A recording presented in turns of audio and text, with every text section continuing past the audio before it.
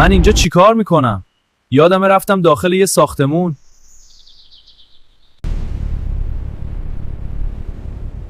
زندگی بین دایناسورها.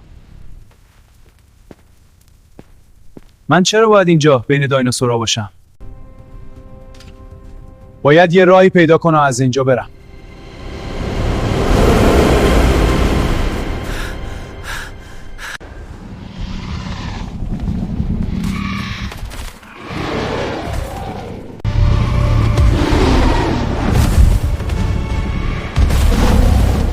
باید یکی از تخماشو بگیرم. میخوام یه دایناسور بزرگ کنم.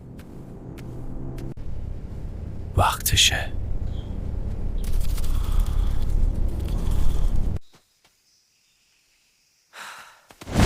برای دیدن ادامه ویدیو ما رو دنبال کنید.